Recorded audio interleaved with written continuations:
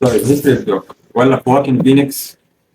الفانز بتاع الجوكر ماسكين بعض في الكومنتات جلد، وانهي احسن، وتمسك التاني تديله بالشبشب تلسع على وشه تقول له لا هيث ليدجر، والتاني يقول لك لا ده خواكين فينيكس. اصلا مفيش مقارنه ما بينهم.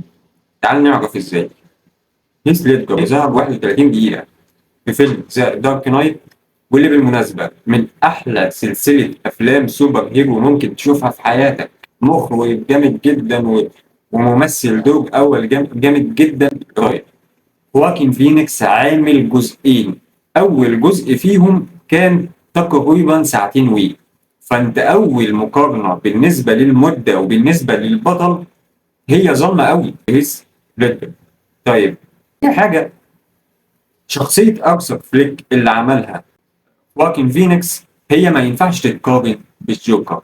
ليه؟ لأن دي مش شخصية الجوكر، ده من وجهة نظري.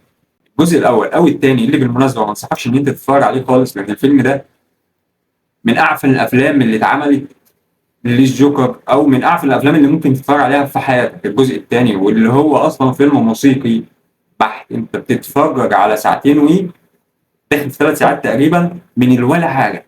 أي حد بيقول له السلام عليكم بيغني له، أنت لو شتمته قلت له يا هيقول لك سلام عليكم وهيقعد يغني. فدي مش قصة فيلم انت تتفرج عليها، هو اصلا من بعد المنصات بعد ما نزل ب5 ايام بالظبط. فسيبك من الجزء الاول او سيبك من الجزء الثاني، انا اسف. خلينا نركز في الاداء بتاع خواكين فينيكس. هل نختلف على اداء خواكين فينيكس؟ لا اطلاقا. هل تختلف على اداء هيث ليدجر؟ لا اطلاقا. امال بتقارنوا ليه؟ هقول لك انا انت بتقارن ليه. انت شخصيا بتحب الجوكر جدا، وشايفه ان هو رئيس عصابة ومجنون، شخصية سايكو بتقدر تسيطر على اللي هي عايزاه بذكاء.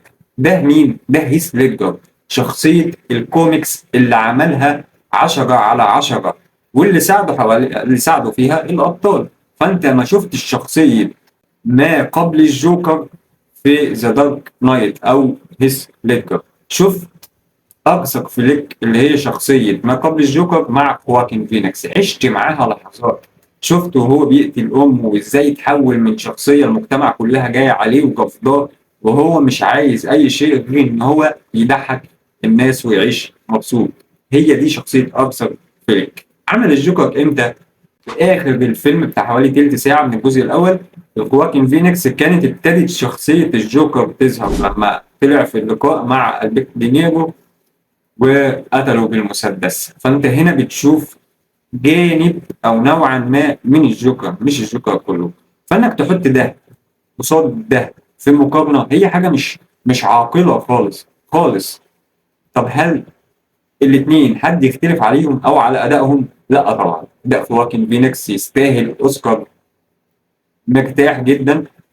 اداء هيث ليدجر يستاهل اوسكار، وهو بالفعل خد اصلا اوسكار عن الدور ده مرتاح جدا. فانت ما ينفعش لما نيجي نتكلم مثلا في الكومنتات مع بعضينا تقول لي لا هيث ليدجر عمله احسن من خواكين فينيكس. لا لا، هيث ليدجر عمل جوكر كوميكس، خواكين فينيكس عمل ارثر فليك، الشخصيه المجنونه السايكو اللي بيزهق من المجتمع وشايف مجتمع طاغي مش واخد فرصته فيه، فبيتحول لمعارض، معارض بالياتشو مش جوكر. هل ده معناه ان الفيلم وحش؟ لا طبعا. الجزء الاول جامد جدا، اداء خواكين فينيكس جامد جدا، تصوير، اخراج، بعد وعمق للفيلم جامد جدا.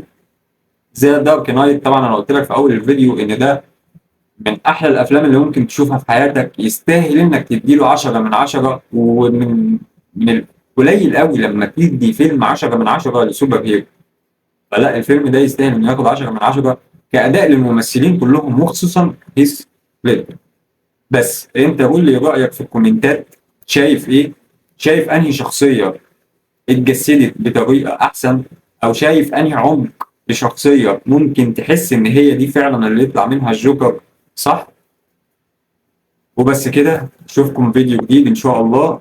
هننزل كل خميس او جمعه فيديو، وغير طبعا الفيديوهات الصغيره اللي انت هتشوفها ترشيح افلام. فانا اتمنى ان انت تعمل لنا سبسكرايب وفعل الجرس عشان يوصلك كل جديد، وخش خد لك لفه كده وقول لي رايك. انا بحاول اظبط الكواليتي على قد ما اقدر. اشوفك في فيديو جديد، وما تنساش تقول لي في الكومنتات انت شايف انهي جوكر من وجهة نظرك يستاهل انه يتبروز دايما؟ لما اجي اقول لك جوكر تقول لي هو فلان. قول لي في الكومنتات. سلام عليكم.